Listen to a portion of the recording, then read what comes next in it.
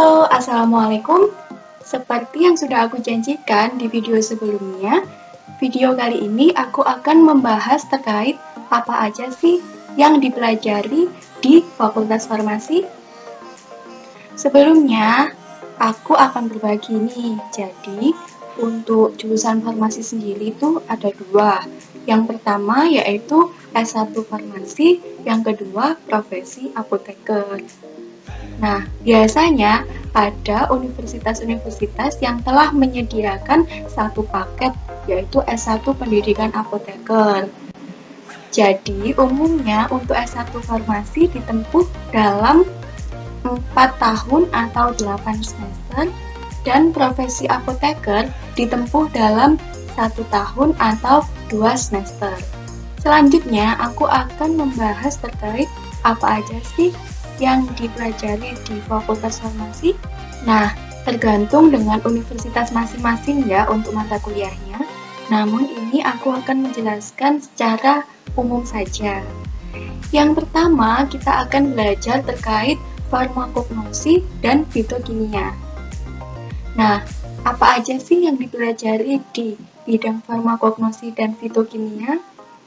Kita akan mempelajari terkait bahan-bahan alam yang dapat dimanfaatkan untuk menjadi obat. Belajar terkait proses ekstraksi, isolasi, dan lain sebagainya. Jika kalian mempelajari dan paham terkait farmakognosi dan fitokimia, mungkin untuk prospek kerjanya bisa di instansi pemerintahan terkait obat tradisional, kemudian industri obat tradisional, dan lain sebagainya. Yang kedua yaitu kimia farmasi. Nah, di kimia farmasi kalian akan belajar terkait analisis obat, terkait analisis kualitatif dan kuantitatif. Selain itu, kalian juga akan belajar terkait analisis makanan, minuman, dan sintesis obat.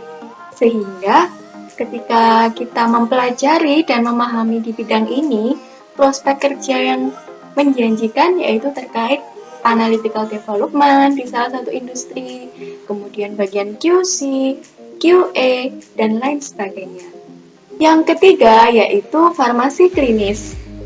Nah, di sini kita akan belajar terkait biofarmasetika, farmakokinetika, dan farmakoterapi. Kemudian juga ada praktikum terkait pengujian kinetika obat secara in vitro dan in vivo. Nah, ketika kita sudah mempelajari terkait farmasi klinis dan manfaat-manfaatnya akan kita rasakan ketika kita bekerja di rumah sakit, apotek, laboratorium klinis, dan lain sebagainya. Yang keempat yaitu farmasetika.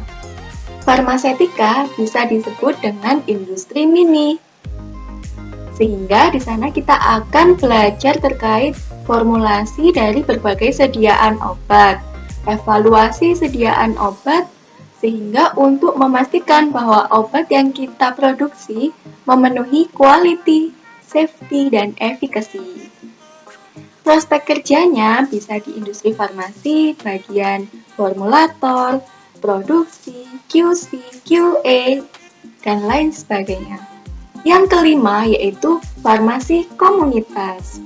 Di farmasi komunitas, kita akan belajar bagaimana meracik obat dengan baik, seperti puyer, salep, dan sebagainya.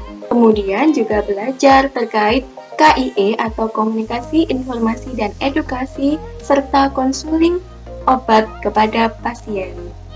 Nah, ketika kita sudah paham terkait ilmu farmasi komunitas, ilmunya sangat bermanfaat ketika kita bekerja di apotek, rumah sakit, kemudian puskesmas, dan lain sebagainya.